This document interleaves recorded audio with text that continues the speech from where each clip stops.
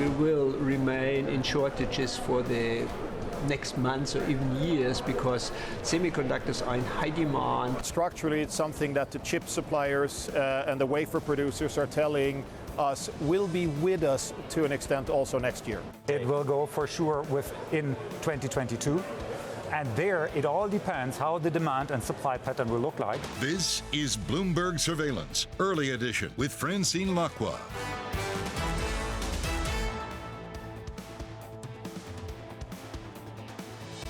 Well, good morning, everyone, and welcome to Bloomberg Surveillance Early Edition on this Tuesday, the 7th of September. I'm Francine Lacqua here in London, and here's what's coming up on today's program. A harder path. Goldman Sachs cuts its growth forecast for the U.S. amid a resurgence in the Delta strain of coronavirus and fading fiscal support. BlackRock's tragic mistake. George Soros hits out at the world's largest asset manager, saying it has misjudged its push into China. And El Salvador makes Bitcoin legal tender from today. The country's president says it now owns 400 Bitcoins and plans to hold a lot more. Now, first of all, welcome to the traders going back to work after U.S. Labor Day. Welcome also to the markets. So let's check on what they're doing. Now, we did see actually gains across the board. This is because despite the resurgence of Delta, maybe some concerns that the supply chains will be squeezing even further, pushing up inflation.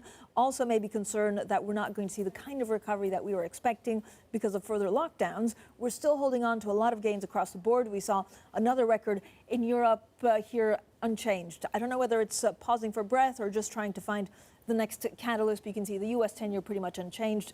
NYMEX crude, keep an eye on it just because of what we heard from Saudi Arabia yesterday. So this is a picture for Europe overall. The UK seeing a little bit more pressure than usual. This is because some of the financial stocks are down, but you can see the FTSE MIB, the CAC, and the IBEX pretty much unchanged. And then Bitcoin, this is a big one just because it's the first country, El Salvador, to push it as legal tender. That's from today. And you can see Bitcoin after the president of El Salvador also tweeted that he was buying Bitcoin. 400 of them is 52,345.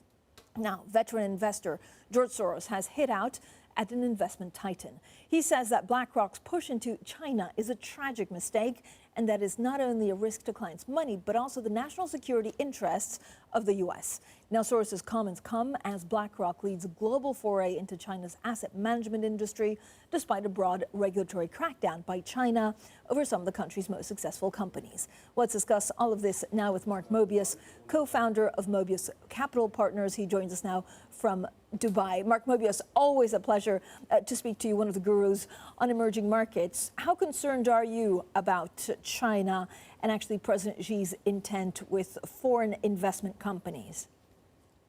I've been pretty positive on the measures that China have been taking because it means that they're moving more towards fairer regulations, trying to create a level playing field. So in some ways, these measures by China is making it safer for investors, including foreign investors. So I don't see where George Soros is coming from on this regard. So you don't think it's an issue of national security if China starts cracking down to a point that any capital invested in China they see as a state company? No, I think the bottom line is this. China wants to become an international destination for investments because they do need more money. And a lot of people think, oh, China's got all this money. They have no problem in growing. But in fact, they do need investments. They want foreign investments. So they're going to try to encourage people to come in to invest in their companies, of course, under the same conditions that local companies have to operate. Now, of course, there's also the problem of data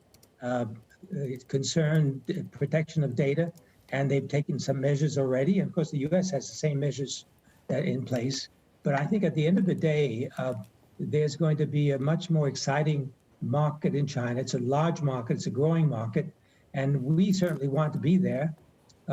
Market has not performed very well, but that also presents opportunities. So I think we're in a situation where China's become more and more important. So, Mark Mobius, how do you want to take advantage of it? How do you play China?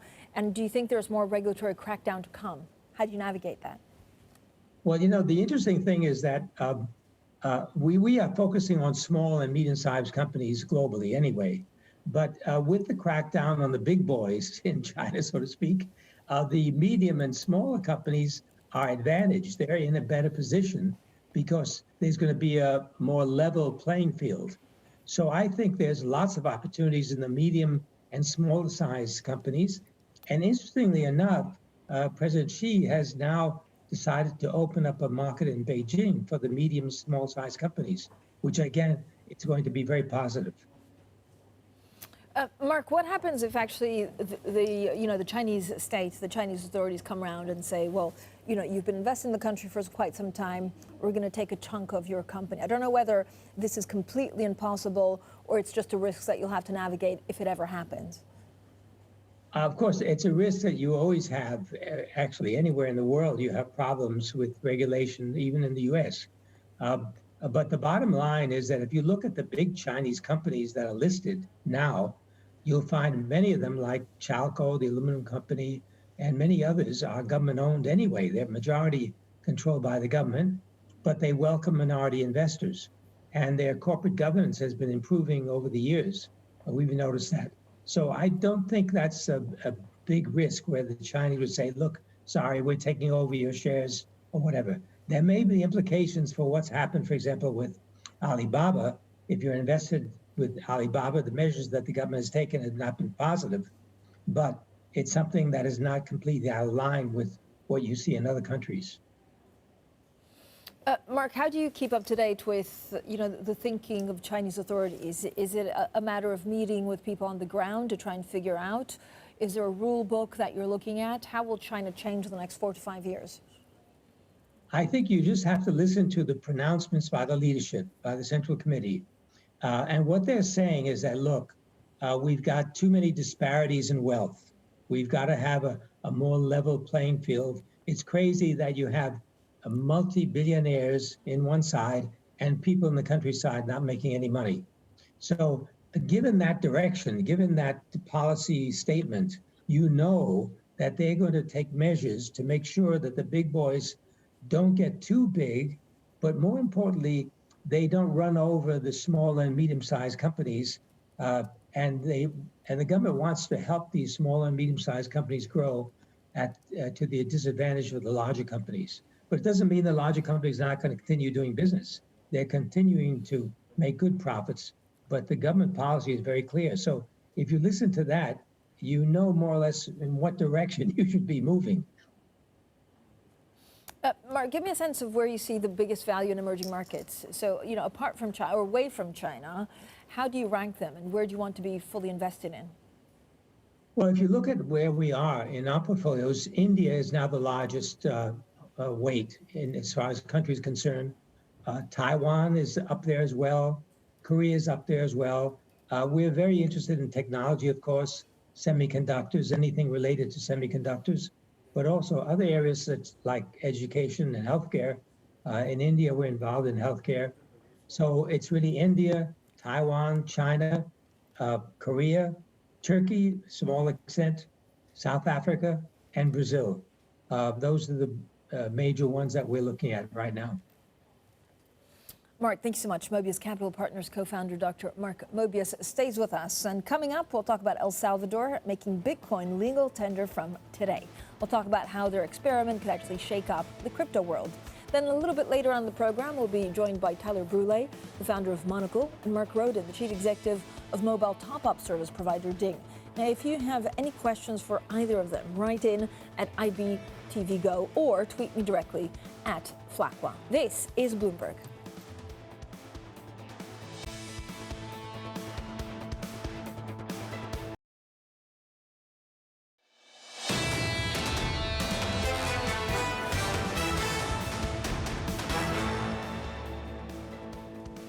Economics, finance, politics. This is Bloomberg Surveillance, early edition. I'm Francine Lacqua here in London.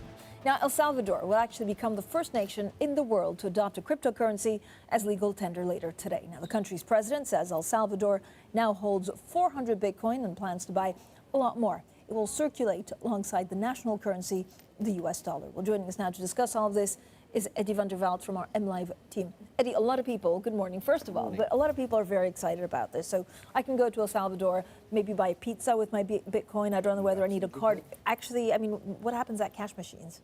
Yeah, so I think so. Cash machines will fulfill a dual role at the moment. Even you can also pay into them and transfer. So you could get US dollars out if you need it, but you can also buy Bitcoin, which you can put on your wallet, right. At this cash machine using your card to purchase Bitcoin, which spits out a token which you then load onto your phone.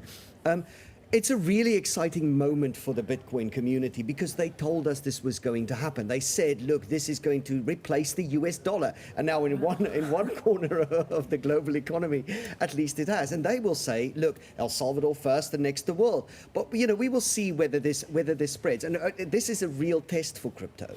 Eddie, I mean, the loaded question would be, is this actually legitimizing Bitcoin or is it making El Salvador murky? So that's a fantastic question. I think let's think about the reasons about why El Salvador is doing this. They get $6 billion worth of remittances every year, and that costs them a lot of money. The president says that costs them $400 million US dollars, that they pay in fees. And if they go to Bitcoin, he says those fees will be lower. There are, that is debatable because if you want your Bitcoin transfer faster, that would be interesting. But, we have seen a lot of scams, back to your point, a lot of scams in the Bitcoin community, and there's a lot of volatility.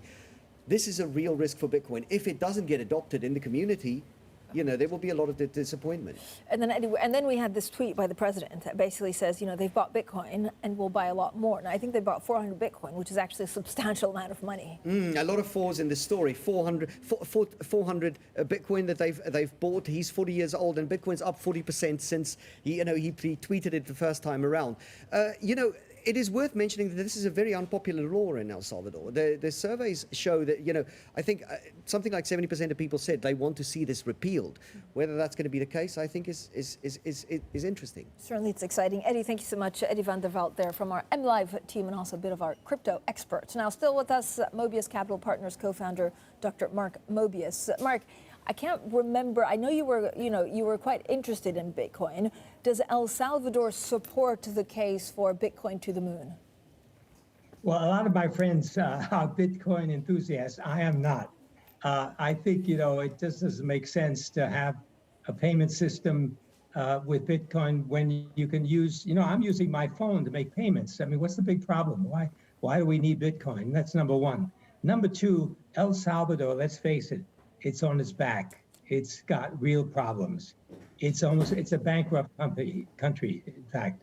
So they're grasping at straws with Bitcoin, but I don't think it's going to spread to other countries. Maybe a few other countries, maybe Cuba, other countries that have financial problems will adopt it. But otherwise, I don't think this is not going to go too far. It doesn't make sense to me. It's not convenient. It's risky and so forth. Mark, is there anything that would make sense? Is there anything that actually you need to see in the cryptocurrency space, in the Bitcoin space, for you to change your mind on it? If governments around the world, particularly the U.S. government, allows payment of taxes in Bitcoin or some cryptocurrency, then I would change my mind, because then it would become internationally recognized currency. But as it stands now, that's not the case. I don't see that happening anytime soon. What will you look out for actually investment opportunities in frontier markets? I don't know whether, if there's a country that embraces Bitcoin, it makes you, less likely to invest in it. Or is there a relationship between where you want to be invested and the adoption of Bitcoin? That's a very, very important question because, for example, we're invested in Kenya, in Safaricom. And as you know, they developed a very ingenious payment system where people without bank accounts could make transfers of payments around the country, actually even around the world. And there's an example of technology hitting a frontier market with incredibly positive results. And you don't need Bitcoin, you don't need cryptocurrency. You can still have your transfers without a bank account, very convenient. And this is where I think the whole system is going globally. Mark, I mean, the other question we have is, of course, what do you do with the Delta variant? So you have some countries that have zero tolerance on COVID, others that will remain open and try to manage through the possible, continuation of the pandemic. Does that change your view on, whether a company is invested, or do you just look at it longer term? Yeah, one of the things we've learned, if you look at the markets, you'll see that after the February-March downturn, as a result of the scare for COVID, markets have been moving up. Almost all markets around the world are up. Commodity prices are up. Life does go on. I mean, a lot of people have been ignoring the economic impact of COVID and have realized that they can continue to work and do business.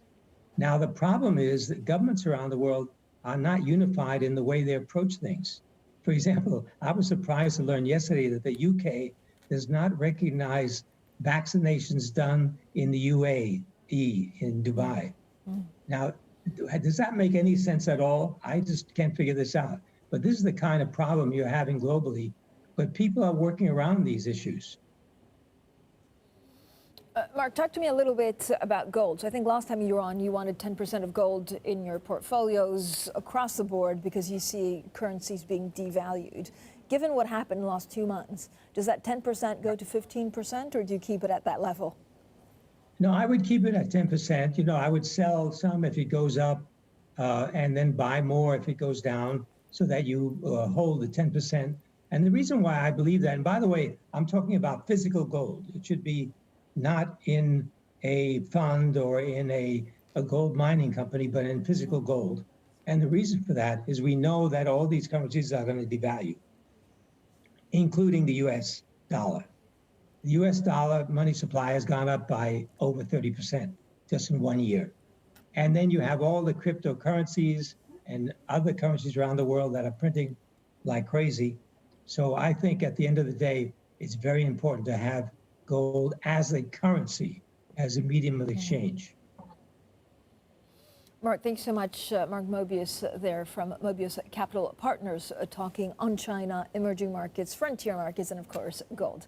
Coming up, stay with the program after that excellent conversation with Mark Mobius. We'll also be joined by Tyler Brule, the founder of Monocle, and Mark Roden, the chief executive of mobile top-up service provider Dig, for conversations on everything from design to increasing connectivity in emerging markets. Now, if you have any questions for either of them, write in IBTV Go, or you can tweet me directly at Lacqua. This is Bloomberg.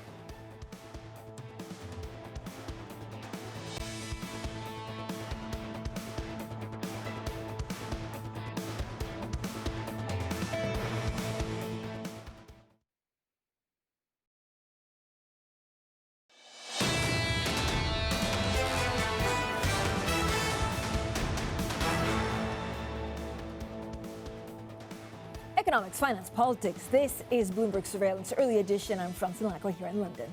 Now let's get straight to the Bloomberg First Word News. Here's Leanne Gerrans. Hi, Leanne. Hi, Francine. China's export growth unexpectedly surged to a record last month. Exports rose almost 26% in dollar terms from a year earlier to $294 billion. Global demand remained resilient, especially from the US and Europe. It's likely that retailers brought forward their Christmas orders. Now, UK Prime Minister Boris Johnson will announce his long-awaited plan to reform social care later today. He risks a major dispute with his party over a tax rise that could hit younger people the hardest. If confirmed, a £10 billion increase in national insurance payments would break a pledge in the Conservative Party's 2019 election manifesto. Prosecutors in the northern Chinese city of Jinan have dropped their case against a former Alibaba manager accused of sexual assault by a subordinate. They say the man's behavior didn't constitute a criminal offense, so local police detained him for a lesser offense of indecency. The man's arrest in August sparked widespread debate about the treatment of female workers at companies in China. And London's Underground had its busiest morning since before the pandemic, and that was yesterday as office workers returned to their desks and schools did reopen. More than 830,000 people used the tube during the 3 morning peak hours, a rise of 17% from the previous week. Transport for London says daily usage is now at about half of its pre-pandemic level. Global news 24 hours a day on air and on Bloomberg Quick Take, powered by more than 2,700 journalists and analysts in more than 120 countries.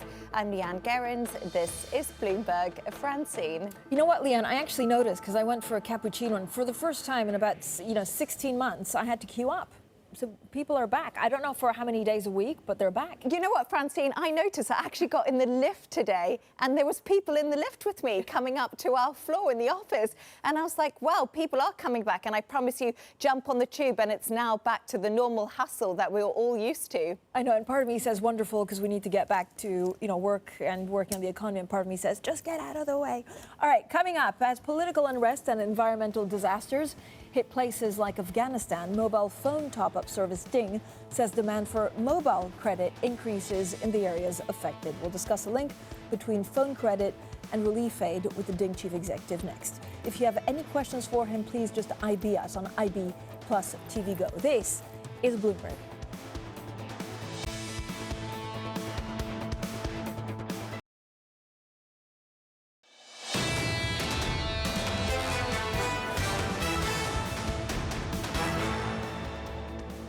A harder path. Goldman Sachs cuts its growth forecast for the U.S. amid a resurgence in the Delta strain of coronavirus and fading fiscal support. BlackRock's tragic mistake. George Soros hits out at the world's largest asset manager, saying that it has misjudged its push into China. And El Salvador makes Bitcoin legal tender today. The country's president says it now owns 400 Bitcoins and plans to hold a lot more. Well, good morning, everyone. I'm Francine Lacqua here in London. Welcome to Bloomberg Surveillance Early Edition on this Tuesday, the 7th of September. Now let's get straight to the markets with Ritika Gupta. Ritika, good morning. So the U.S. back from a holiday. How's today's session shaping up?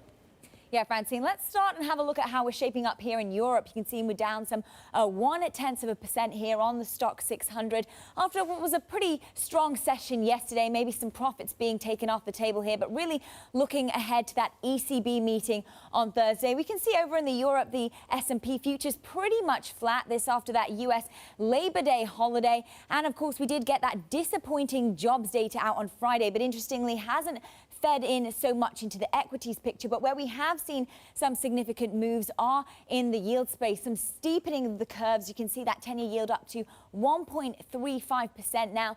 And I also want to point out Brent, so that moving to $72 a barrel higher. This is after we get some strong data out of China, particularly on the export front. So giving a rosier picture here for demand. Where we're not seeing quite so much of a rosier picture is in the US. If we flip up the board here, this is after Goldman Sachs downgrading their forecast for growth in the US to 5.7% from 6%. And they're really citing this down to the American consumer, which we know makes up about 70% of the economy. They're saying they're going to rein in spending down to the Delta variant, also shifting some of that spending from goods to services, and also that fiscal support being reined in as well. So they say that's all going to hit the US economy, Francine. Rika, what are some of the movers today? Yeah, Francine, let's flip up the board. We're going to start off and look in the telecom space. So Deutsche Telekom here getting a nice boost up some 0.4%. This is after a deal here to divest its Dutch T-Mobile unit for about $6 billion. This is set to be the biggest deal in the European telecom space this year. Meanwhile, they're also upping their stake in T-Mobile US. So all of that boosting in nicely for the stock. A stock moving to the downside, down some 6% or so, is TP ICAP. They had some earnings out, not looking so great. Operating profit missing estimates. It was down to $117 million for the year. That's down some 26%. They're citing FX impacts and also spending weighing on their margins. And a key line from that markets have been uncommonly quiet. So a lot of that volatility being sapped out, not doing so well for their trading. And now I'd look at some of the luxury stocks moving higher today. LVMH, Burberry, Moncler, up today. This on Hong Kong reopening its borders with China. So some of those strict quarantine measures being able to be bypassed. So this is a boost here to the luxury sector. Ritika, thanks so much. Ritika Gupta there with some of your main movers today, and watch definitely for the telecom sector. Now, let's talk about the link between mobile phone credit and relief aid. Out of the world's 5 billion mobile phones, 80% are prepaid. A huge chunk of them have no credit. This actually means they cannot place calls, send messages, or access data. Whenever political unrest or a refugee situation unfolds in the developing world, like the one we recently seen in Afghanistan, demand for credit increases in the affected areas. Now, Ding is the world's leading international top-up service. Through the app, users can actually send mobile credits straight to other people's phones. Now, this direct top-up system avoids the need to wire cash to the recipient, which could potentially expose them to a dangerous situation at the other end. Now, this month, Ding launched a top-up fund to send credit to those in need, especially those in Afghanistan and in Guinea. We're delighted to be joined by Mark Roden, the Chief Executive Officer of Ding, who joins us now. Mr. Roden, thank you for taking time out of your busy schedule. Now, this is an absolutely revolutionary idea that if you have someone in Afghanistan that actually needs money to be sent from A to B, I, Francine Lacqua in London, can send money to anonymously to a mobile phone in Afghanistan. Give us an idea of how much money has been transferred this way. So in the last month, over $1 million has been transferred to people in need in Afghanistan. Ding.com/donate enables anyone abroad to add value or credit to the cell phone, no matter where that person is in the world, so long as they have a prepaid cell phone. Mark, how much money has been transferred this way? Can you give us an idea? Do enough people know about the service that you do? A lot of people think, well, how can I help a person, a family in need in Afghanistan and elsewhere? So elsewhere, for example, in Haiti and in other trouble spots around the world, we've seen a coup in Guinea also recently. Ding has transferred last year just under $750 million to cell phones from the developed world to anyone in emerging markets. So how does it work? Do I need a mobile phone if I want to, say, send money to someone in Afghanistan, for example? Or do I give Ding the money and then you send it to a number of mobile phones that are not, that need money? Yes. So we have a very close relationship with the United Nations and also a range of accredited international organizations who are supporting people in need in Afghanistan. We have the same infrastructure in Haiti and also in Jamaica. We work closely with Digicel and other leading cell phone operators around the world. And you can just go to ding.com/donate, send as little as you like, as low as $10, as little as $10, and we will ensure that that gets sent to someone who is in either is in trouble or who is in need of credit and wanting support. Mark, I mean, unless you have the phone number somewhere, how do you make sure that you're not topping up, the mobile phones of Taliban or fighters or, the people that could actually be, dangerous for the safety of the others? And how do you make sure that there's no retaliance, that actually those numbers, the money can't be tracked to, for example, pinpoint the dissidents or the people that have money coming from outside? So firstly, Ding enforces the most rigid fraud methods and technology and data analysis techniques that we have built up over 15 years. So we can look at the velocity of amounts being sent to mobile phones anywhere in the world. In terms of the numbers that these are being sent to, we only ensure that the organizations we work with are accredited and that are doing good in these countries. You have a deal with Poland Capital. How much does it value Ding at? Is it a unicorn company? So we think so, and Poland thinks so. So we've just completed an investment, which we're delighted about, that enables that sees the majority of Ding has been sold in the last week for just under $300 million. And this means that we're positioned for substantial growth for the future. So that means, Mark, what, that the whole of the company is valued at how much? And do you see yourself partnering with Google and Alibaba, or do you actually see them as rivals? Yeah, so that is the value of Ding in this transaction. Right. We enable not just prepaid cell phone credits to be transferred, but also gift vouchers and other services. Utility bill payment is something we're looking at as well. We also see with Pollen a great opportunity with their expertise and experience to engage in acquisitions to increase the scale of Ding, and also potentially, go well in excess of $1 billion in the next few years. Where specifically, Mark, are you looking to expand Ding in the coming years? So we're particularly interested in Central America and the Caribbean. We're very interested in Near Asia and also in West Africa and Central Africa. All right. Well, thank you so much for the time. I hope this is, the first of many interviews to come. Mark Roden there, the Ding Chief Executive Officer.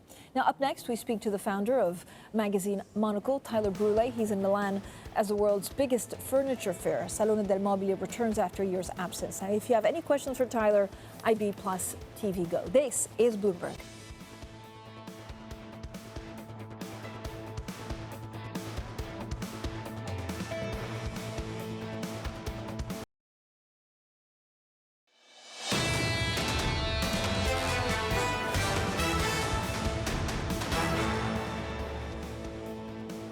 Economics, finance, politics. This is Bloomberg Surveillance Early Edition. I'm Francine Lacqua here in London. Now let's get straight to your Bloomberg Business Flash. Here's Leanne Gerrans. Hi, Leanne. Hi, Francine. Deutsche Telekom has agreed to sell its Dutch unit to Warburg Pincus and Apax Partners for just over €5 billion.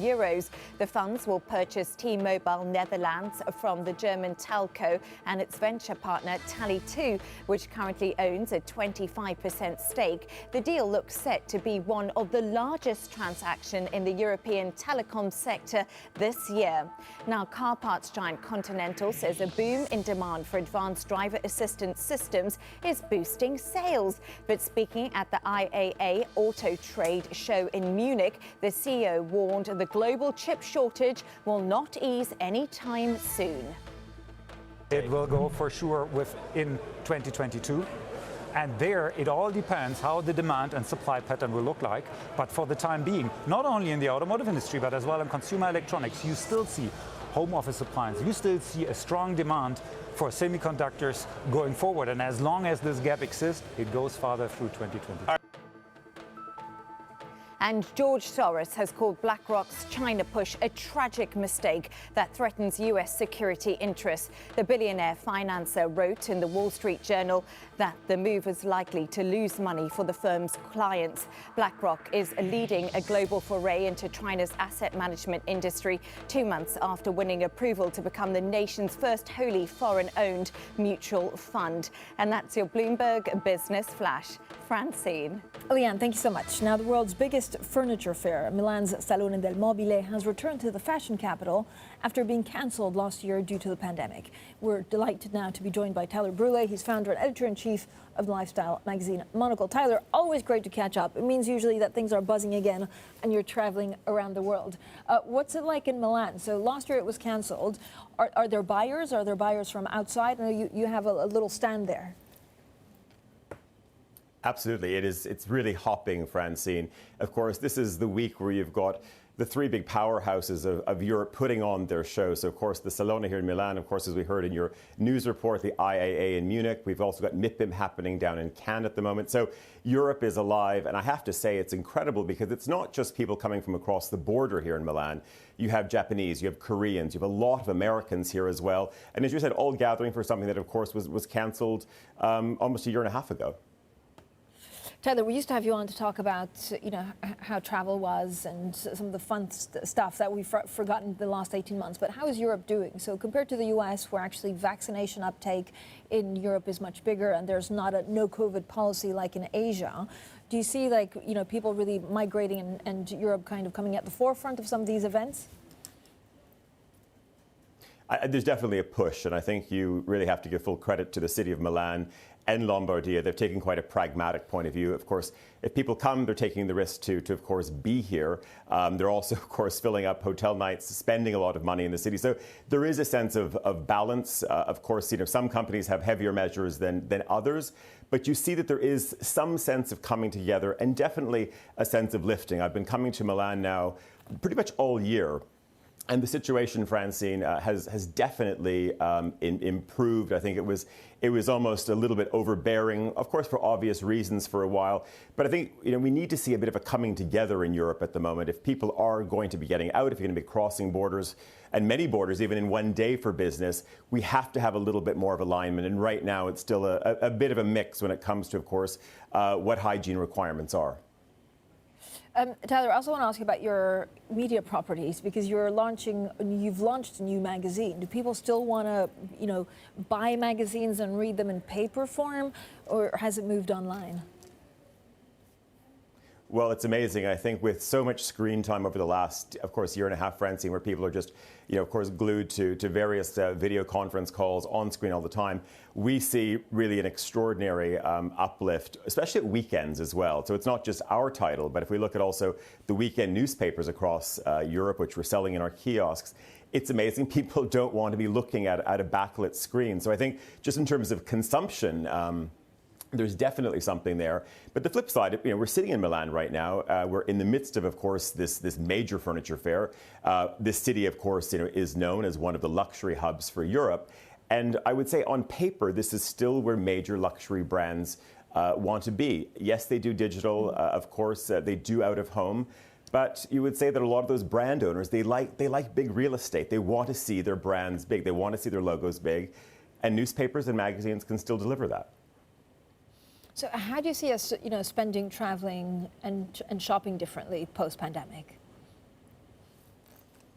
I think if you put the two together, I think it's a bit of a long haul still till we see a real bounce back for travel retail. I've been going through lots of European airports still. And you see, of course, a lot of those main, let's say, those luxury stores, many are still shuttered, but they are opening. You do see the doors reopening again. But certainly, I mean, we've also seen that, maybe, some of the equations that people would work with are changing.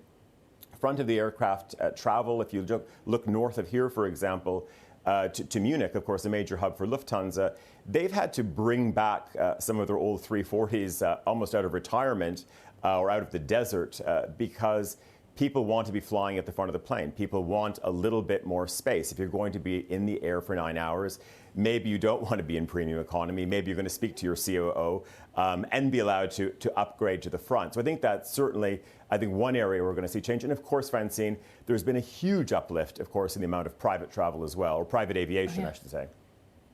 Yeah, we're going to speak to the holder of the Amex here at Bloomberg.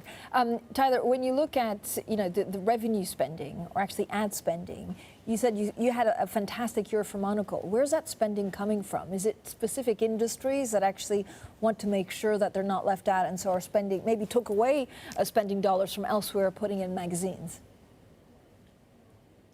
It's really mixed. It's great. It's also there's a diversity and the risk is spread. But I think the big competition right now, Francine, is the bounce back. It's not, you wouldn't really say it's an industry, it's government. So you see government's inward investment agencies spending, of course, encouraging people to set up shop in other corners of the world. Tourism already as well. If we look out 6 months, you see a lot of regions and governments really jockeying, of course, for spend around the post-Christmas period as well.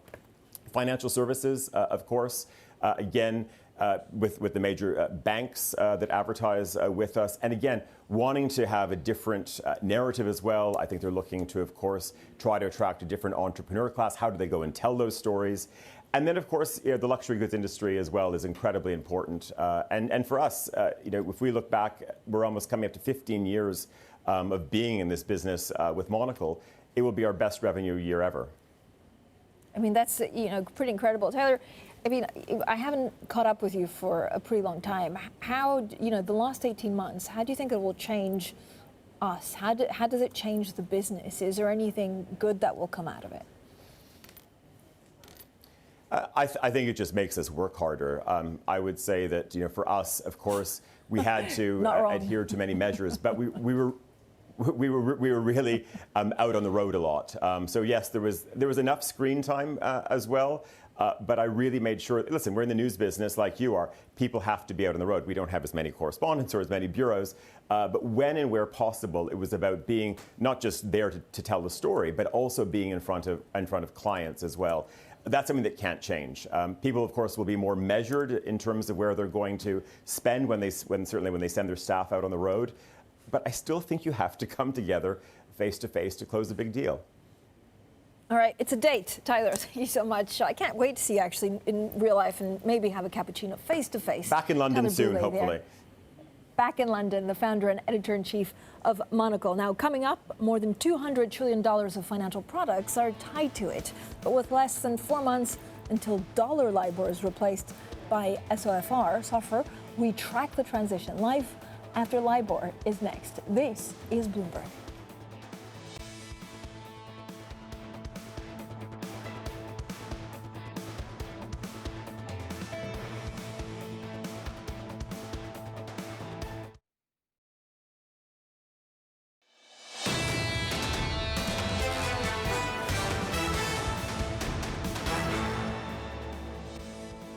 Economics, finance, politics. This is Bloomberg Surveillance Early Edition. I'm Francine Lacqua here in London.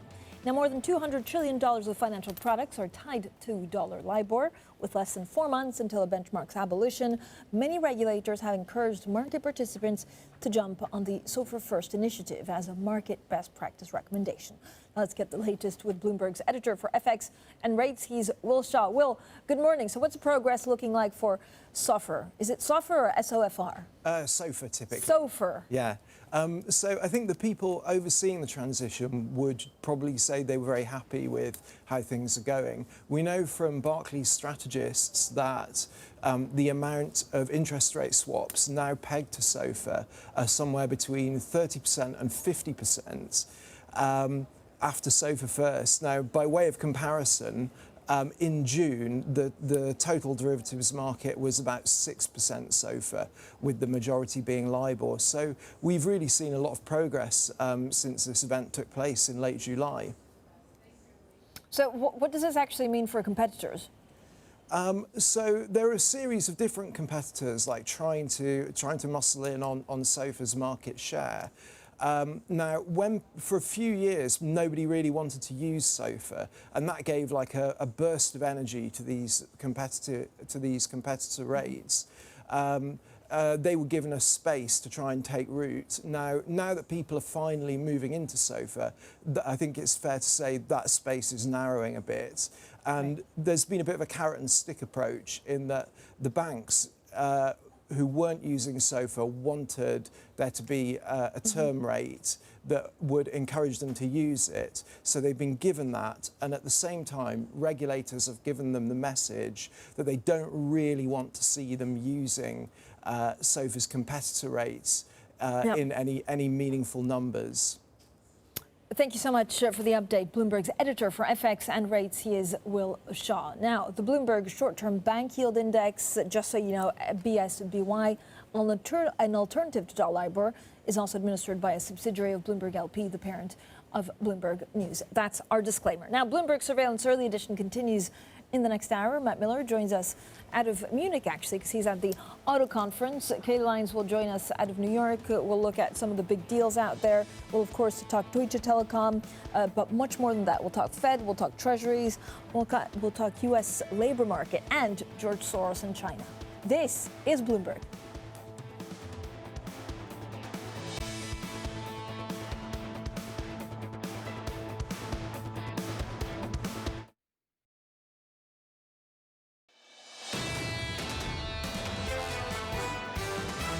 We will remain in shortages for the next months or even years because semiconductors are in high demand. Structurally, it's something that the chip suppliers and the wafer producers are telling us will be with us to an extent also next year. It will go for sure within 2022.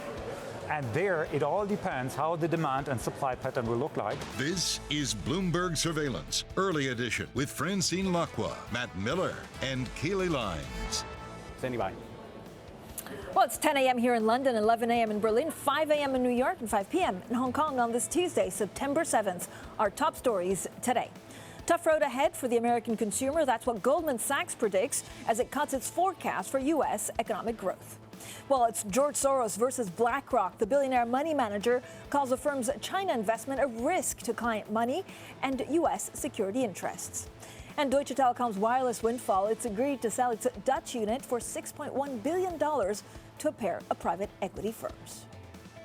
Now, there's quite a lot going on in the markets. Kailey, we're actually seeing almost record highs despite the Delta variant fueling, once again, inflation concerns and fueling, possible lockdown resurgence. Yeah, Francine, global stocks right around all-time highs, and a lot of outperformance actually coming from Asia. Stocks in the region higher for an 8th day in a row. One of your outperformers in the session overnight was actually China. The CSI 300 up more than 1% after really strong trade data, both imports and exports surging to records. You also saw some outperformance coming from Japan. The Nikkei 225 actually briefly crossing that 30,000 level. It did not close quite at that level, but still at its highest since back in April. And one individual stock to note in the Japanese session was actually SoftBank. It was up about 10%, its best day in 9 months after a stock swap deal with Deutsche Telekom that will see it with 4.5% stake in Deutsche Telekom and a 3.3% stake in T-Mobile. In other asset classes in the bond market, I would point to the New Zealand 10-year yield. It was up to 2.01% or so, the highest since April of 2019, amid bets that the central bank is going to hike next month. But the central bank in Australia may be a little bit more cautious. Yes, it is tapering, but it's still going to buy bonds until at least mid-February. And as a result, the Aussie dollar is the big underperformer in the G10 space, weaker against the U.S. dollar by about 0.3%. Now, here in the U.S., of course, we are coming off of a long weekend and that really weak payrolls report on Friday. Ahead of that, futures are off session highs, still in positive territory, but we're up only a point on S&P E-minis. And you are seeing some selling in the bond market. The 10-year yield, Treasury yield, up nearly 4 basis points now. We're sitting at 1.36 or so percent. The dollar is stronger on the day. And then, of course, I also wanted to point to Bitcoin because today is the day that it becomes legal tender in El Salvador. Bitcoin was higher earlier, above that $52,000 level, but it's starting to give back some of those gains, now down about 1%. Matt? Francine. Actually, Kailey, let me pick it up. Yeah, I had this explosive conversation with Mark Mobius on Bitcoin. He was really interesting, saying, look, Salvador, great, they can do it legal tender. Mark Mobius will actually not be invested in Bitcoin. All right, this is a picture overall for European markets. The UK, I'm particularly interested in. Now, it's a little bit of a sea of red, nothing huge, but 0.2% lower. Kailey had a really nice roundup on the markets. You can see the DAX down 0.2%. In the UK here, the FTSE 100 dragged lower by a couple of the financial stocks under pressure, maybe because of what George Soros said on China, really pushing back against BlackRock, saying you understand nothing about China, you shouldn't be invested there. Some of the financial stocks in the UK are also heavily weighted on China. The other story, of course, the UK coming up with the social care reforms, which pits Boris Johnson against his own MPs. All right, the European stock 600, you can see, down some 0.2%. German bonds, nothing changed, but we are on election watch. And then finally, pound, you can see euro, well, not euro dollar, but sterling at 138.20. So, Kailey, we're watching all of this and kind of seeing whether we have a new record high today. We'll wait and see, Francine. 4.5 hours or so to go until the U.S. Open, so we will see if we can indeed hit a record. Now, as for what else is ahead today, Germany's IAA Mobility Trade Show does continue. We will speak to the Lamborghini CEO, Steven Winkelmann, at 9:30 a.m. New York time. And El Salvador's Bitcoin law takes effect. As we were just mentioning, Salvadorans will be able to download the government's Chivo digital wallet, enter their ID number, and receive $30 in Bitcoin. The government has also prepared 200 ATMs for the conversion. And as Francine was just mentioning, UK Prime Minister Boris Johnson will announce his long-awaited plan to reform social care at 7:30 a.m. New York time. This risks a major row with his own party over a potential tax rise. Francine. Yeah, over to Germany first. And after almost 7 decades in Frankfurt, the International Motor Show, Kailey, has found a new home in Munich. The IAA in the Bavarian capital is the first in-person major European car show since the start of the pandemic. Well, Matt Miller on Car Watch. Matt, I know yesterday we talked about mobility, we talked about batteries and sustainability. What are you hearing today? Well, today is a little bit more political, Francine, because Angela Merkel, the German Chancellor, is going to come here, and it'll be her last visit to an auto show as Chancellor, because of course there are going to be elections on September 26th, and after that she'll be out. She's not running. So today a lot of people are talking about what can the government do to help this electric transition. A lot of the auto manufacturers are asking what can the government do to help us make more money and make this shift to electric vehicles. So that's really the topic du jour. A lot of people are talking about the possibility of raising gas prices, which is interesting. Also the possibility of giving more subventions to electric car buyers, as well as bringing battery production in the country, because they don't want to be too reliant on foreign equipment manufacturers. You can see what's happened there with the chip shortage. So yeah, there's a lot of talk about what the government can do, the next government can do for German automakers.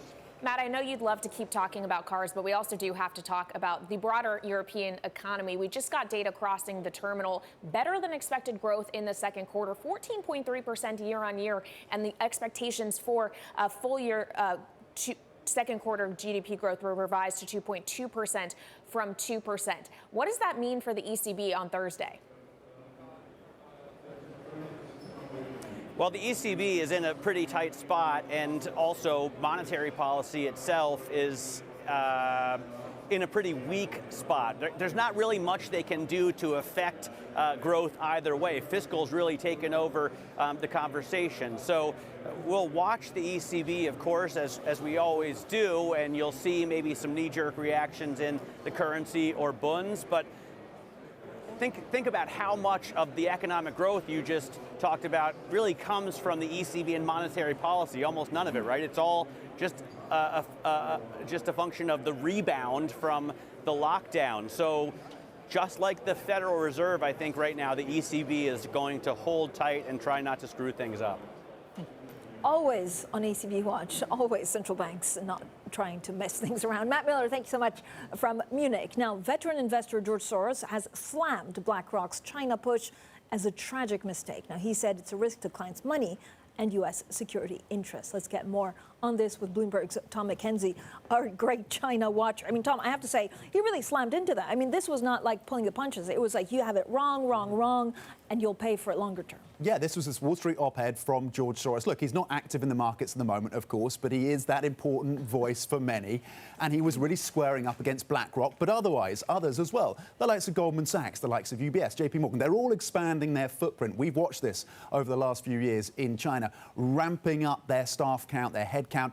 The wealth management business, asset management, absolutely central to those businesses. The securities business, insurance, all of that is in focus for Wall Street and European financial banks and investors as well. So the fact that George Soros comes out and saying this is not just a risk for investors, this is a national security risk, really underscores the fact that you're at a point now where there is this debate playing out. Are the changes that you're seeing in China cosmetic, or are you looking at a more internal focused, a more statist and a more prescriptive Chinese government? What does that mean for growth? What does that mean for market? Or longer term, are they chipping away at obstacles to growth and other opportunities here? Well, Tom, when considering the investment equation for China, in part it has to do with regulation, and then the other part, as you just alluded to, is the growth conversation. And yet the trade data we got out of China overnight was really quite strong. It was. Exports well above the forecast, imports as well, the trade balance of about $58 billion US. You know, easily beating the survey that we got in terms of the economists that we'd spoken to. The context, of course, is that exports is a key pillar of the growth picture for China. The other pillars, services and the consumer, those remain pretty tepid. So China is reliant on its trade dynamics at the moment. The officials that were speaking on the back of the press conference on the back of this data suggested, look, we may be looking at it as good as it gets, because maybe you've had some front loading. So it's possible that export starts to soften. Then the focus switches back to services and the consumer. The Delta variant has been handled now. The ports have been reopened in China. So will the services pick up again? And do the consumers have the confidence to go out and spend? That is what economists can be looking at. All right, thank you so much for joining us, Bloomberg's Tom McKenzie there. And now over to Washington. A senior White House advisor expressed confidence that Senator Joe Manchin, of course, a key Democrat who raised objections to President Biden's $3.5 trillion tax and spending package, can eventually be persuaded to give his backing.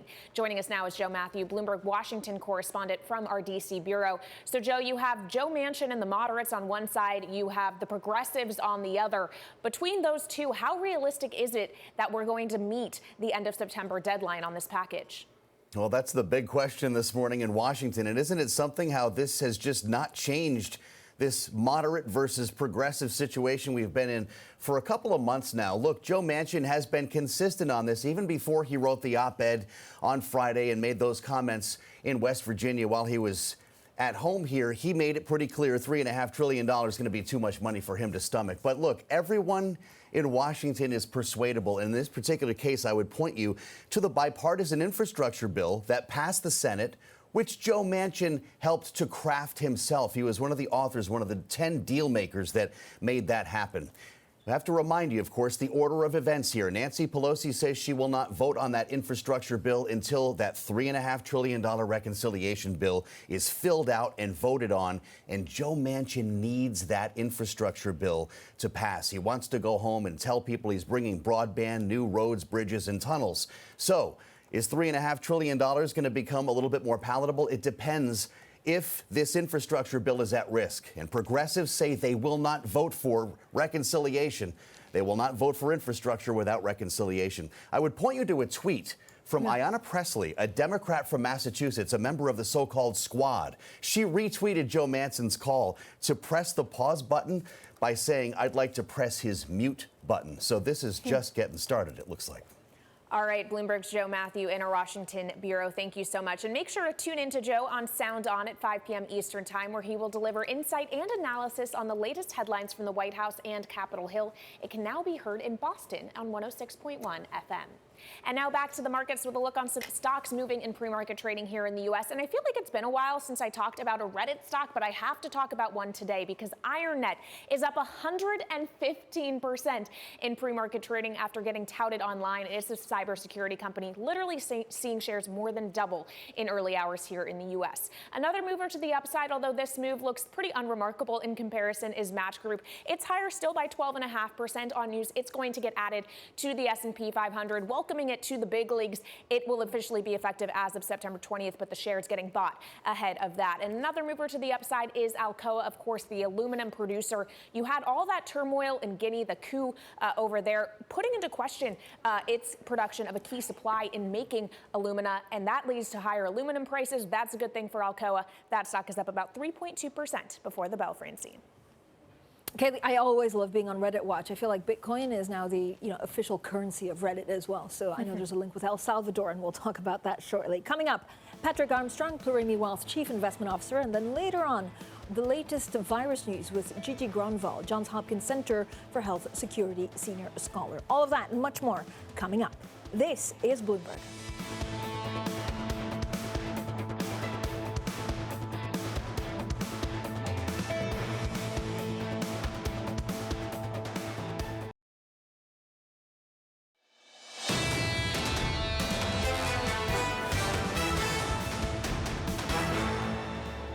This is Bloomberg Surveillance Early Edition. I'm Francine Lacqua in London, Kailey Leinz in New York, Matt Miller at the Auto Show. Now, Goldman Sachs is cutting this year's U.S. GDP forecast, citing a harder path ahead for the U.S. consumer. Let's get straight to Ritika Gupta with the very latest. Ritika, why are they worried about the U.S. consumer?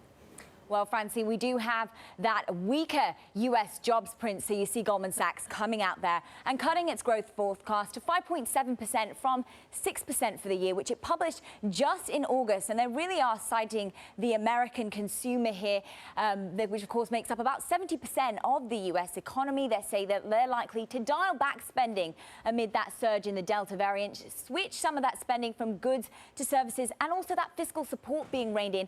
All of this likely to impact the economy here. And we really have seen those GDP forecasts. If we can bring the chart up here, those have slipped, which is this blue line here, as those COVID cases, the white line, have really surged. But we do see Goldman Sachs lifting their projections for next year, for 2022, raising those to 4.6% from the previous 4.5%, Kailey.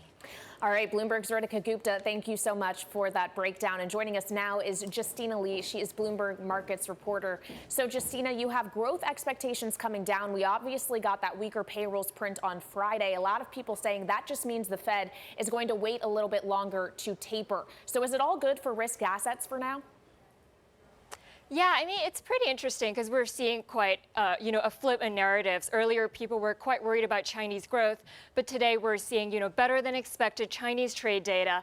And also the concerns about monetary tightening have interestingly shifted to Europe. We have the European Central Bank meeting this Thursday, and people are concerned that we're going to hear more noise from the hawks, especially as inflation and economic growth expectations are also starting to pick up in Europe. We do have, Justina, also a lot of banks are saying European stocks still have plenty of room to rally. So if we do see the hawks starting to talk about ECB tapering, how much of it is already priced into the markets? Yeah, that's really interesting because, over recent years, we've seen a lot of outflows from European equities. So as growth picked up, we've heard a lot of people say, oh, this is the time to get into European equities again. But of course, if we get any more noise kind of from the hawks at the ECB, that will definitely be a concern. I want to take a pretty large pivot now and talk about Bitcoin because it is now going to become an actual tendered currency in El Salvador as of today. Just how important is this moment in the case for cryptocurrencies?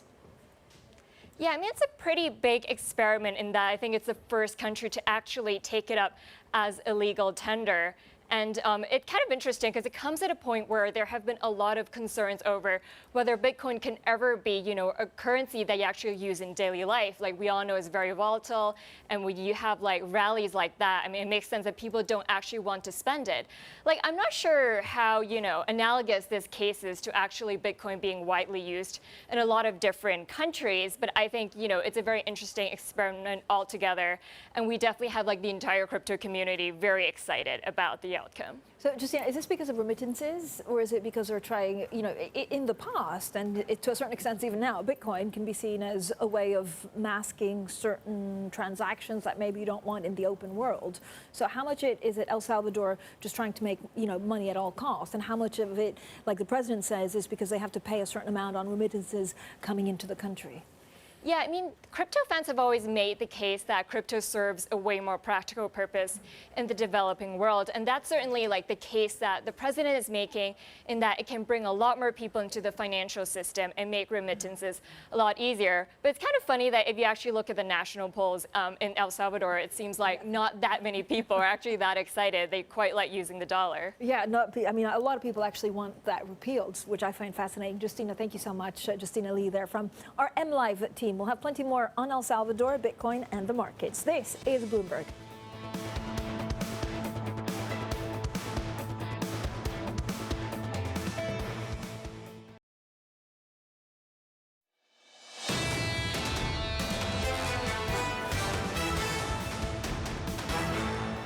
This is Bloomberg Surveillance Early Edition. I'm Kailey Leinz in New York with Francine Lacqua in London and Matt Miller at the Munich Motor Show. Now let's get the first word news. And British Prime Minister Boris Johnson will risk a major fight with his own Conservative Party today. He's announcing his long-awaited plan to reform social care. To pay for it, the government is likely to confirm plans to go ahead with a $14 billion tax increase, despite pledging not to do so in the Conservatives' election manifesto. Speaking of the UK, it's one of the most contentious issues of Brexit. The UK has extended post-Brexit grace periods for trade between Great Britain and Northern Ireland. British officials want the EU to rewrite a part of the Brexit deal that effectively keeps Northern Ireland in the bloc's customs area. Deutsche Telekom has agreed to sell its Dutch unit for $6.1 billion. The buyers, Warburg Pincus and Apex Partners. It's one of the biggest transactions in the European telecom sector this year. Meanwhile, Deutsche Telekom and SoftBank have announced a share swap plan that will increase the German company's holding in T-Mobile US. And aluminum traded near the highest since 2011 following a military coup in Guinea. The West African nation is a major producer of bauxite, a key ingredient in the metal. China imports more than half of it from Guinea. The leader of the coup called for continuity of production in mining. He also said existing mine agreements will be honored.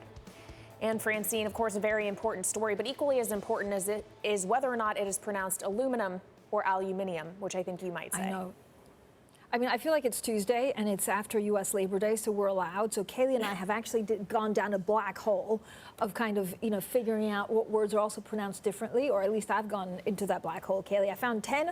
We have vitamin, we have schedule, we have garage, water, mobile, and advertisement. Those are the key, and aluminum, the key 10 words that the Americans and the Brits pronounce differently.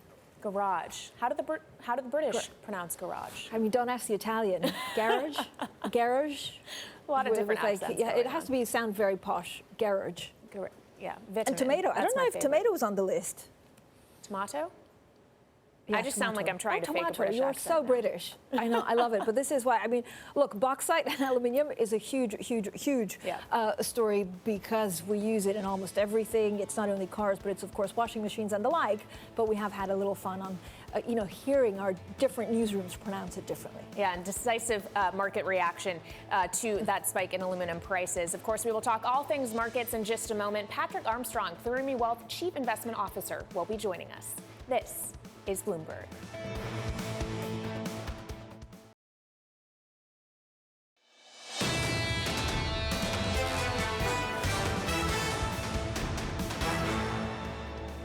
This is Bloomberg Surveillance Early Edition. I'm Francine Lacqua in London, Matt Miller in Munich for the Auto Show, Kailey Leinz in New York. Matt, we're curious to see what you're seeing at the Auto Show. It's the first time that it's actually an auto show, first of all, moved from Frankfurt to Munich, but also in person with real people, not virtual.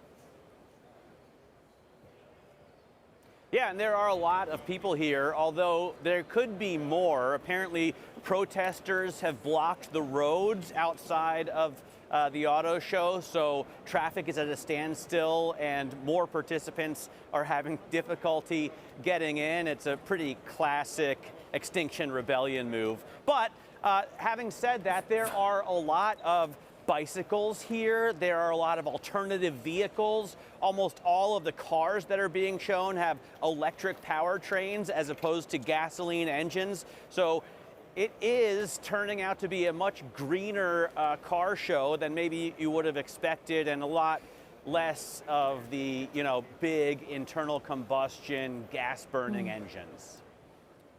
All right, I'm looking forward to the conversation actually about, some of the engines and batteries. Kailey, what are the markets looking at? Well, it's interesting, Francine. We had a really strong handover from Asia. Stocks broadly positive in the session overnight, but we aren't seeing the follow-through buying coming in Europe. Right now, the Stock 600 is right around session lows, down about 0.3% or so. And actually, while futures were in positive territory earlier in the session, with about 4 hours to go until the opening bell, we're now actually down about 2 points on S&P E-minis. But it does seem to be a little bit of sell everything in that investors aren't buying bonds. In fact, they are selling treasuries. We're up about 3.5 basis points on the U.S. 10-year yield. It sits right now at just shy of 1.36%. And even Bitcoin, which was higher earlier as El Salvador today accepts the cryptocurrency as legal tender, is now in negative territory by about 1.4%. We're trading right around $51,000. Still, though, some crypto-related equities are higher in pre-market trading, among them Riot Blockchain and Bit Digital, which are higher by about 1% and 2% respectively. And then Francine and I, you were discussing aluminum and, of course, the coup in Guinea and how that drove aluminum prices higher. That is a good thing for producer Alcoa. Its shares are higher 3% in early hours. And then finally, Match Group is getting added to the S&P 500. Very exciting. That will be taking place on September 20th. As a result of that, that stock is up about 12.5% in pre-market trading, Francine. Kailey, let's get straight to Patrick Armstrong, Plurimi Wealth Chief Investment Officer. Patrick, we want to talk about China, we want to talk about Bitcoin, but actually I also want to talk about aluminium. I don't know whether, the huge rise we saw yesterday because of the coup in Guinea is just that, or it just points to very tight supply chains around the world, and so it could hit any commodity quite quickly. I think it's both those things. A coup in Guinea would always matter for aluminium or aluminum, depending who you are. But while things are tight, I think aluminum was already going into deficit for 2022. And this just creates risks that that deficit could be much wider than expected. So when things are tight, it doesn't take much moves at the margin to really push prices, because it's really hard to change demand in the short term, but supply can change very quickly in the short term. Patrick, George Soros certainly criticized BlackRock. I mean, he didn't mince words at all, saying, you know, their investment in China, their betting on China is a tragic mistake because of national security, he says, but also because at the end of the day, if you do business with China, any entity you do business with is basically the state. Are you invested in China? We're not invested in China right now, and it's not for philosophical reasons or moral reasons or security reasons. It's just because it's a wild card what the government's end game is with their policies. So we did own some of the big cap, the Tencents, Alibabas in the past, and we've sold them despite what looked like pretty good valuations until you really know what this common prosperity end game is, what kind of regulations will be put on them. I wouldn't go as far as saying they're uninvestable, but for me, I don't know where things are going to end, and I can find better opportunities where I have a much clearer path towards profits. Where are those better opportunities, Patrick? So right now in markets are at all-time highs. You've got to either take multiple risk because things are trading at elevated multiples, or you've got to take cyclical risk. And I prefer the cyclical risk right now. We've really had a lull in Q3 in growth, and I think there's a growth scare out there. I think we are going to grow, and the cyclical companies that are trading at ridiculously low multiples because consensus is pricing in an earnings cliff are going to deliver great returns. So a company like Moeller Maersk, Hapag-Lloyd, the shipping bottleneck, you just saw Chinese exports were very strong. All the things being manufactured in China are getting shipped to the West. You've got to ship them, and freight rates are up 10 times versus what they were a year ago. They trade at 4 and 5 times cash flow. Those are things that I think you're going to have outsized profits from these companies over the next 12 months for sure, and probably much longer. ArcelorMittal, I think, is another one, 5 times earnings. You're going to have infrastructure spend around the world. So you can buy really depressed multiple stocks because people think the economy will collapse. And I'd rather take that risk than pay up to the multiples that the broader market's trading at. Well, speaking of economic expectations, Patrick, we, of course, had Goldman Sachs yesterday downgrading its forecast for U.S. GDP growth for this year, but actually raised it slightly for 2022, this idea that growth is just going to be deferred because of the Delta variant. Do you subscribe to that view? I think you had to downgrade growth a little bit because Q3 was definitely weaker than Goldman Sachs was expecting and consensus was expecting. I think Q4 won't probably be impacted as much. The Delta variant's impacting consumer confidence. It's impacting tourism. But tourism's a smaller part of Q4 GDP, and actually that base effect won't impact the economy as much. So the Delta variant's going to be a risk. It's going to curtail confidence, but I don't think it's going to completely derail it. Different countries are choosing different paths. The UK, where I am right now, almost ignoring it. Things are almost back to normal on day-to-day life. Traveling is still curtailed, but people are going back to the office, schools are open. And I think where there are a high level of vaccinations, I think that'll be the path most of the West follows, and that should be good for growth. Patrick, what did you see in the jobs report on Friday? Was it a miss, like an ugly miss, i.e. the economy's, could fall off a cliff, or actually that wage pressure is something that we should be confident about?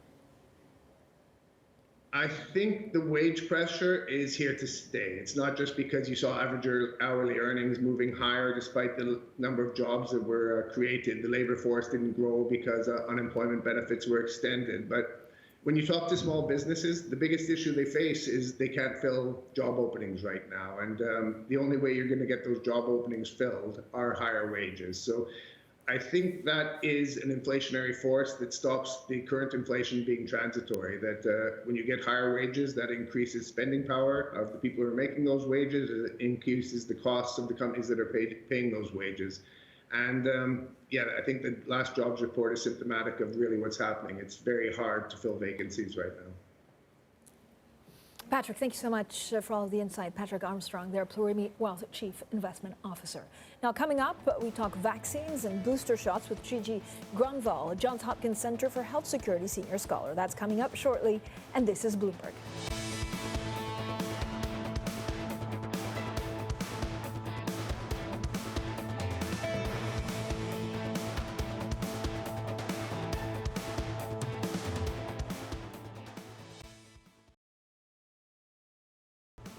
This is Bloomberg Surveillance Early Edition. You're looking live at the principal room. Coming up later on today, Mike Novogratz, Galaxy Digital CEO and founder. That's at 2:30 in New York, 7:30 p.m. in London. This is Bloomberg.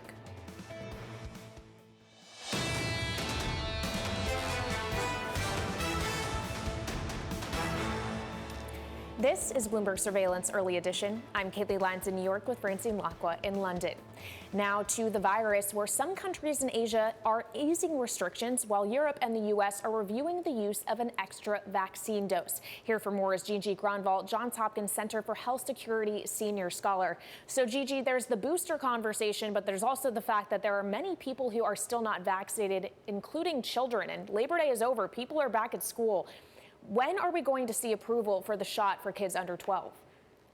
I know. I'm frustrated with this as well. I have an 11-year-old who I can't wait to get vaccinated. And the signals from the FDA seem to be maybe later this year. They asked for more safety data. What that says to me is that probably the safety signals are small, so it's probably looking good. But you know, it's really a matter of a couple more months, and that's going to be, unfortunately, too late for many children. But Gigi, what do you mean by too late? Are they more at risk of the Delta variant, or is it just that there's a risk that they pass it on to adults? Yes, I think unvaccinated people are definitely more at risk. Children do much better with if they are infected than adults. That's absolutely true, and that's fantastic. But there are going to be a lot more children that are going to get infected because there's no other means to protect them. Where my kids go to school, I'm very happy to say that they are adhering to all mask mandates. They have testing. They have improvements in air quality, and they're doing everything they can to protect children. In other places in the U.S., you know, it's become a lot more challenging to protect them.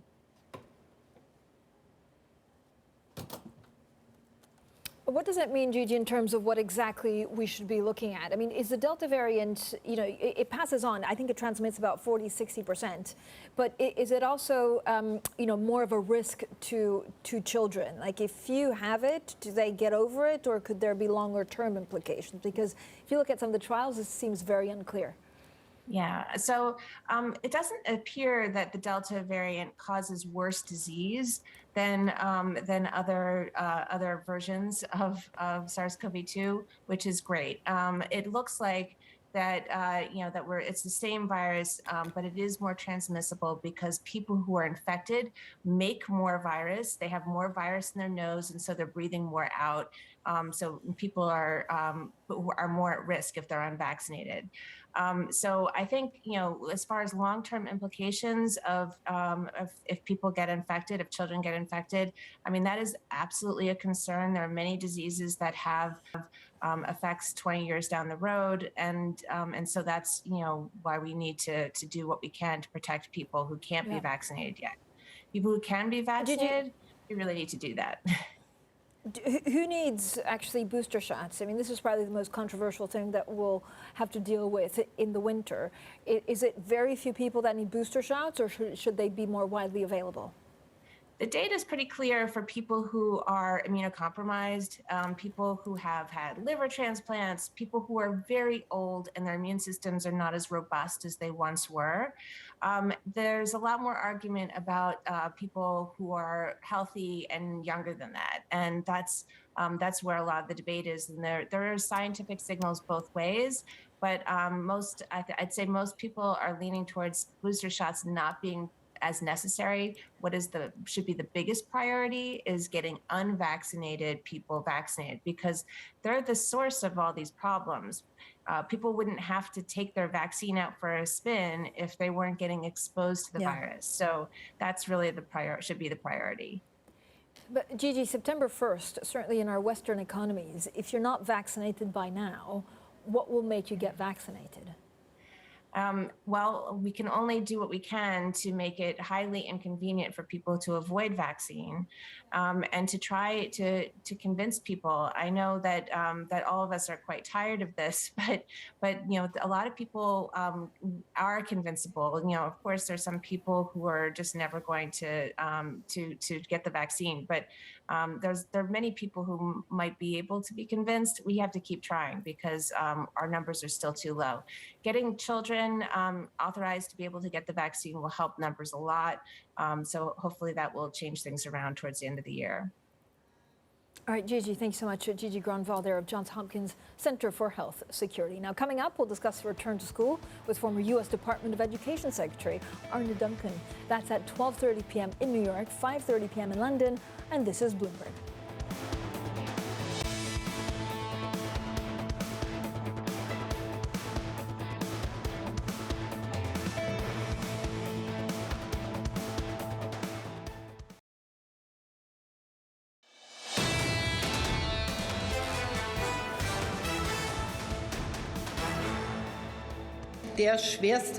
In a few days, citizens will make their choice.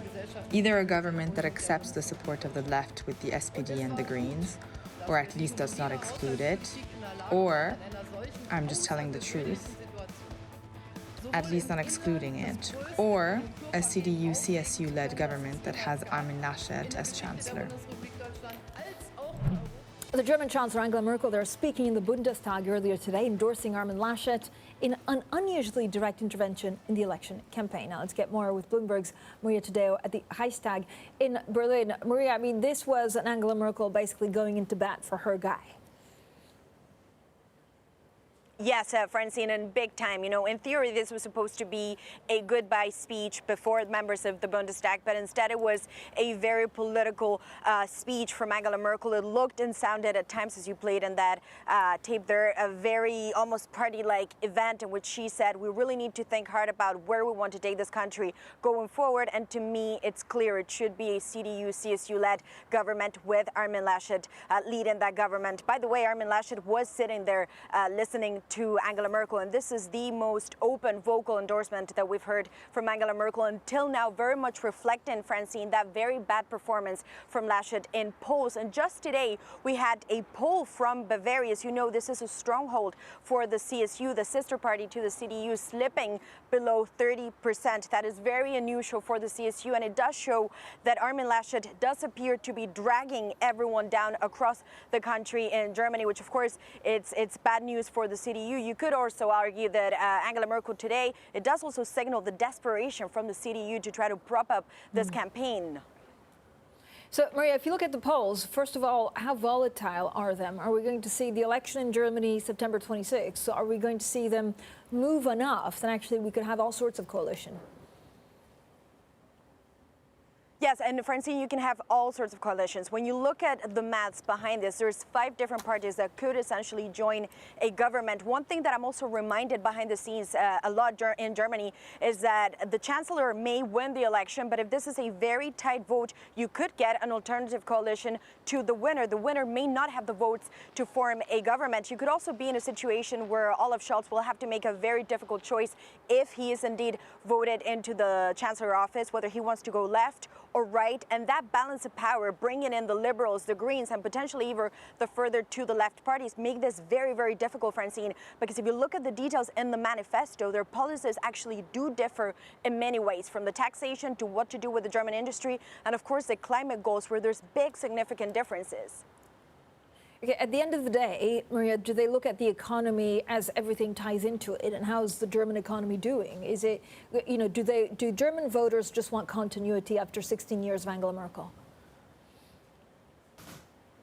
Well, you know, they say they want to go for that stability. This is a country that has always put a premium on that. The issue here for the CDU is that it's Olaf Scholz that says, I represent that continuity. I've been in government, I have experience, and I want to take this policy going forward. He's also, in some ways, stealing lines from Angela Merkel, talking about respect. Respect in society is very important in Germany. Social equality, too. When you look at polls, however, there isn't a single big priority. You do see the Germans care about the economy majorly in big time. They also care about climate, but this is a country that is in big transition. When you look at the energy model, when you look at the economic policies going forward, and of course, climate. So it doesn't seem that there's a defining issue going here. It's a combination of factors, but the continuity card, funnily enough, plays in the hands of Olaf Scholz, not Armin Laschet.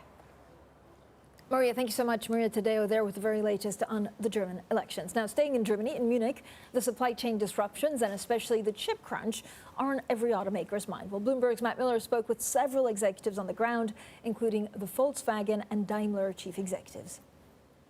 In terms of the chip supply, we're hoping that this Q3 this year, which has been hampered by mainly close downs in Malaysia, that is the trough and that we can start to get back up on track again in the fourth quarter. We are fighting hard to get the right volume of semiconductors, and there we have to rethink the whole supply chain because the demand of semiconductors will be even higher in future, and therefore we are working together with our colleagues from the Volkswagen Group to rethink how to organize the supply chain. We will remain in shortages for the next months or even years because semiconductors are in high demand, Internet of Things is growing, and the capacity ramp up will take time. So it will be probably a bottleneck for the next months and years to come. Structurally, it's something that the chip suppliers and the wafer producers are telling us will be with us to an extent also next year. It is more difficult. It's here to stay, the problem, for many months. But we are intensively working with our suppliers to compensate the effects for our customers. Well, several executives speaking there on the ground with our Matt Miller at the IAA Motor Show. Matt, you've had some fantastic interviews, fantastic reporting. I have to say, I'm not a motorhead, and I was great. You've had conversation on chip shortages. You've had conversations on sustainability and green cars. What are they most worried about? I think what they're most worried about, as far as I can tell thus far, is that the the next party or the next coalition that's in charge doesn't really back them up in terms of this transition from gasoline to electric vehicles, because they've all invested so much money. We're talking about tens of billions of dollars per manufacturer to shifting their fleet from gas-powered engines to electric motors. And they're worried that, well, not only the government doesn't back them in terms of making a return on that investment, but also that even these electric cars will continue to be powered by coal. Germany still uses a ton of coal and doesn't plan on getting out of it until well after the electric transition in the auto industry. So it's a conundrum that leaders, especially Herbert Diess, have been talking about. I know, so if you're a supercar, right, like Porsche, do you want to go green? Porsche absolutely wants to go electric. I mean, the term green is, I'm not sure exactly what that means. They want to go climate neutral. This is the jargon term of the show, I would say, the one that leaves the lips of all auto executives. Climate neutral by 2030. Now, that doesn't mean Porsche is going to stop making gasoline engines, right? Because the 911, the iconic, one of the most iconic cars in world history, won't be electrified. It's going to continue to be powered by a gasoline engine, and they're going to keep making it past 2030, past 2035 as well. But the rest of their fleet is going to be battery powered, as they show with their Taycan. They're going to put battery power in their Macan as well, and in the rest of their fleet. So other than the 911, it's going to be all batteries. Matt, thank you so much. Matt Miller, I can't wait to have driverless cars. And until then, Matt Miller will have to whiz me around. More Bloomberg surveillance coming up ahead. We'll hear from the Qualcomm chief executive and Luke Kawa of UBS. This is Bloomberg.